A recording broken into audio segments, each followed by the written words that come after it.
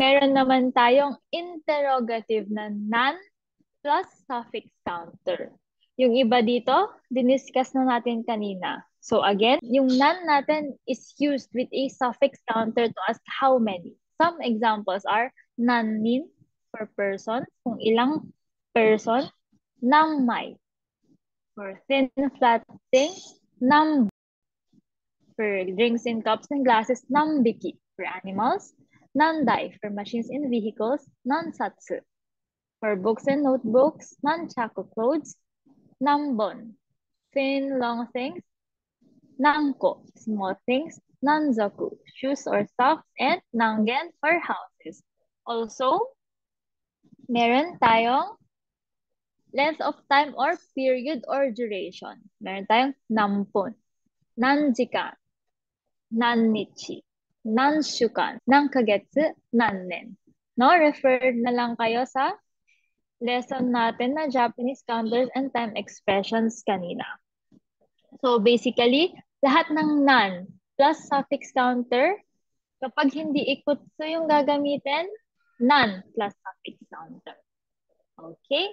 For example, meron tayong, how many foreigners are in this company? There are 5. And how many hours did you study Japanese yesterday? 1 hour. Meron tayong, for number 1, since tao ang pinag-uusapan natin, ano ang ating counter? Anyone? Nin po. Nin, correct. It's nin. So, pag tatanungin mo ilang tao, ang ating interrogative word ay nanin. So, for example, sa ating number 1, how many foreigners are in this company? In this company, paano nga ulit to? Kono kai siya. This is kono, followed by noun. So, kono kai siya. Ni gaikokujin, foreigners, no? Gaikokujin. Ga nannin imasu ka? Again, kono kaisha ni, sa company na to, in this company, kono kaisha ni gaikokujin, foreigners, ga nannin imasu ka? Sasagutin mo ng there are 5. Paano nga ito, Mike Sang? There are 5 foreigners or there are 5 people. Gonin ka imas? Correct. Gonin ga imasu. Okay? Pag tinanong ka ulit, again, how many foreigners are in this company? Kono kaisha ni gaikokujin ga nannin imasu ka? Nannin imasu ka? There are 5. Gonin ga imasu. Okay? Pansinin nyo kung ano yung verb na ginamit sa pagtatanong. Nannin imasu ka? Nannin imasu ka? Ganon din yung pagsasagot. Gonin ga imasu. Any questions so far sa ating nan plus suffix counter? Arimasen. Okay, arimasen. Alright, paano naman kapag how many hours did you study Japanese yesterday? Again, ang expression natin ay oras or length of time. So, ang ating sentence construction or order of words ay fixed or standard. Time muna, bago object, no? And bago verb. Sinong gustong mag-try? How many hours did you study Japanese yesterday? Meron tayong yesterday. Meron tayong did you study? Meron tayong Japanese. And how many hours? May magta-try ba? Ako po. Go. 昨日何時間日本語を勉強しましたか？ Correct. Kino, nanjikan nihongo benkyou shimashita ka? Again, kino, nanjikan nihongo benkyou shimashita ka? Okay. Meron tayong yesterday. Yesterday time. So, mauna siya, kino. And then yung other interrogative word natin na nagde-denote din ng time, kino, nanjikan nihongo benkyou shimashita ka? Kung mapapansin, meron tayong time.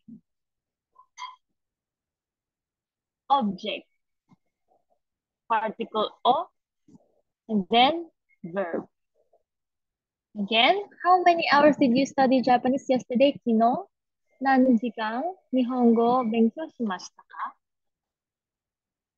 Alright, arigatou gozaimasu. Paano naman may ansang kapag sasabihin natin 1 hour akong nag-aral? 1 hour akong nag-aral. 1時間勉強しました。 Correct. 1時間勉強しました. Again, how many hours did you study Japanese yesterday? Nasagot ni si Krista ba si Joe-san? Si Joe. Si Joe Si po. Joe-san nasagot correctly. And then, yung 1 hour would now be 1時間勉強しました. Hi, kasagozaimasu. Any questions sa ating non-plus suffix counter? Okay, so for example, JM-san, how many apples did you eat? Paano natin tatanungin yun? How many apples did you eat? リンゴを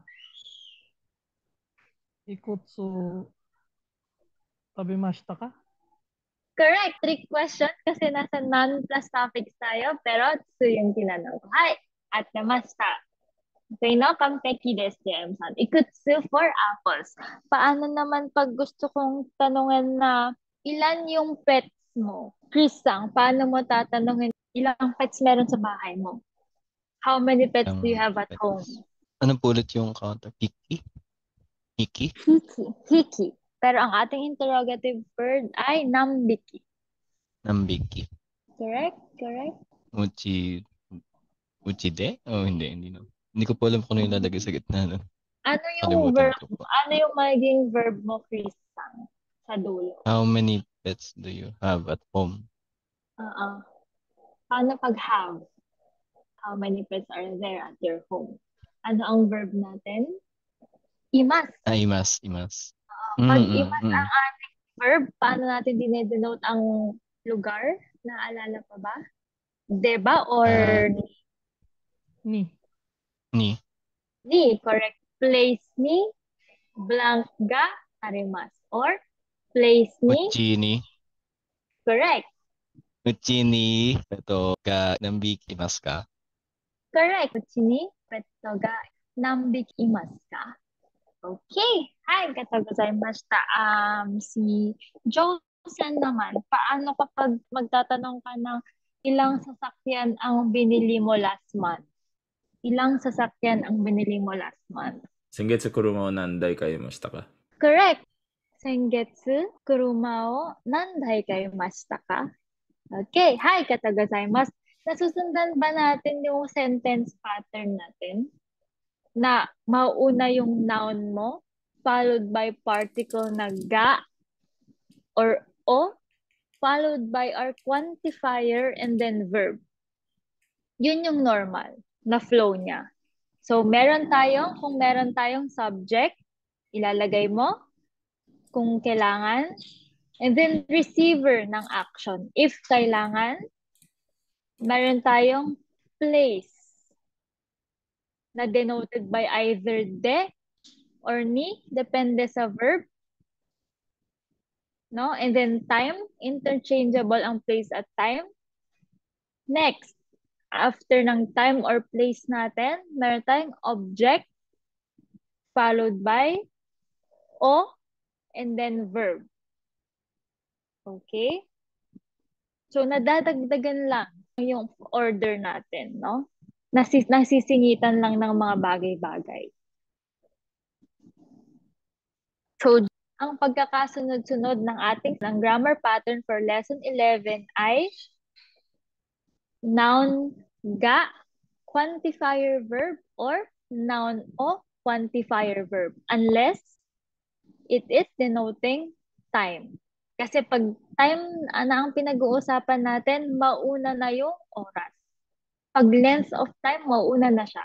Bago yung object and o particle and verb. 大丈夫ですか皆さん? はい、大丈夫です。